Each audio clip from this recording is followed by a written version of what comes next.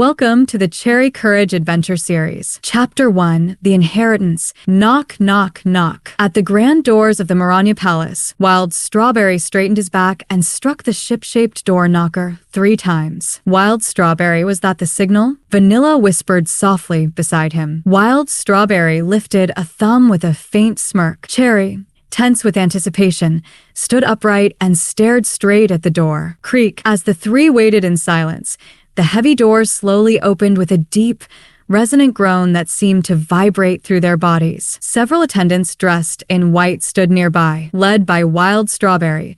The trio stepped forward into the center of the room. Pope Biennoiseley sat upon an enormous throne, lavishly carved and adorned with gold. Cherry, Vanilla, and Wild Strawberry advanced with the poise of young knights and knelt before him. Pope Biennoiseley, we have returned, Wild Strawberry declared, his voice firm though his head was bowed. Well done, Wild Strawberry. The Pope's deep, dignified voice echoed through the chamber as his sharp gaze shifted toward Cherry and Vanilla. I am Cherry Courage, entrusted with a mission from Tony Razan. Cherry spoke clearly, her voice strong despite her nervousness. And I am Vanilla Charm. Vanilla followed, her bright, crystalline voice ringing through the hall. I have heard much from Tony Razan. Cherry Courage, Vanilla Charm, welcome. I have been waiting. Come closer, both of you. No need for formality. The Pope rose with piercing eyes, and for a moment, a noble aura filled the room. Then he quietly returned to his seat. I have brought a letter from Tony. Cherry retrieved a small leather case from her backpack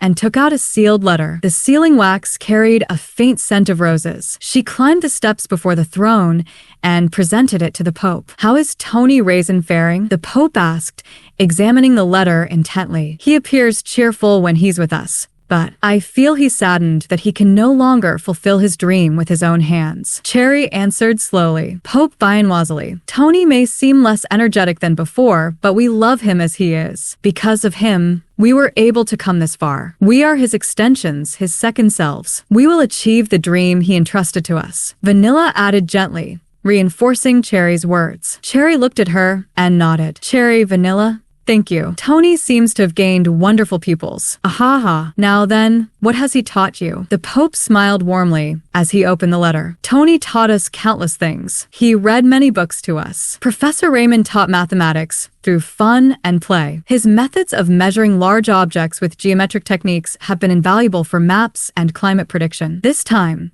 we will cross the Southern Sea and deliver the sacred code of law. Tony and Professor Raymond's dream. We are honored to take part in such an important mission. Everything we are today is thanks to them. Cherry spoke with quiet pride. The Pope listened, then rose again, his eyes sharp yet filled with affection. A servant approached with a golden tray. Cherry Courage, Vanilla Charm, and Wild Strawberry Maron. In Tony Razan's stead, I hereby name you the inheritors of this secret project. Wild Strawberry, who had been listening from behind, gasped silently in shock. Wild Strawberry, you too are a precious successor. The Pope smiled gently at him. Pope Biennoiseley, am I truly one of Tony's successors? Wild Strawberry knelt, trembling. I do not lie.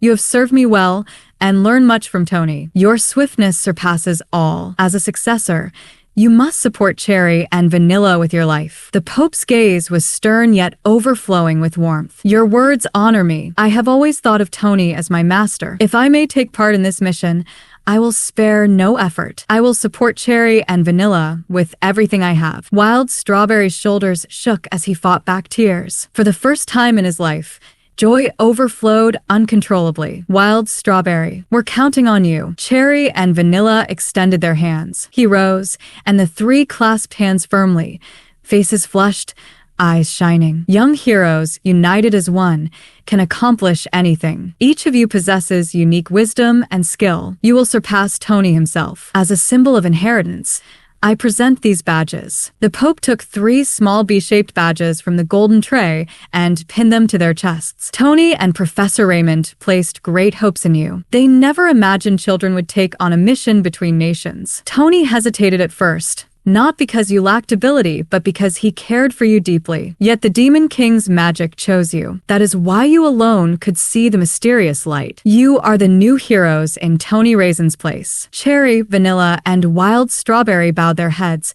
overwhelmed by emotion. A radiant, electric joy surged through them like a divine current. The Pope continued. 200 years ago, Emperor Red Plum dreamed of living on the southern Blue Island after retiring from rule. He loved the arts deeply, yet fought fierce wars. On a snowy Christmas day, a young couple and their small child were caught in the flames of war. The couple perished, but the child survived in their arms. Emperor Red Plum found the crying child in the ruins and took her home, but she had been gravely injured. Soon after, the emperor was exiled to Serum Island and never returned. Before his death, he sent 2 letters to the Demon King, one expressing gratitude, the other containing a hidden code revealed only by fire. The code asked the Demon King to seal Blue Island with magic to protect it from future wars and to save the child's life at any cost. The Demon King granted the child eternal life, though at the price of losing her human form. He sealed his homeland for 2 centuries, but now the seal is breaking. Only heroes with wisdom and courage can open the secret door,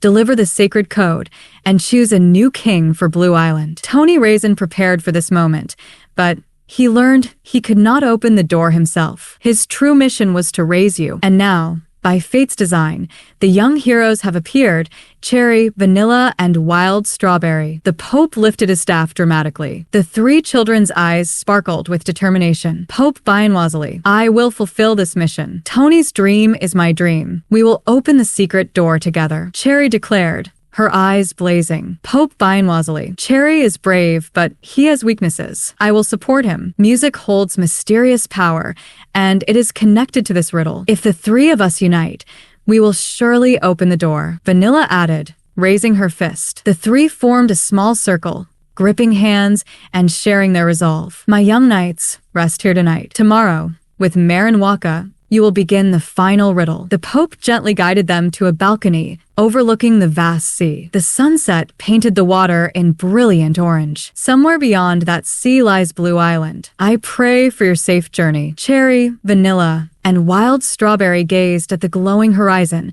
their hearts burning with the hopes entrusted to them. The Pope watched them quietly. A single tear, shining like a diamond, fell from his eye.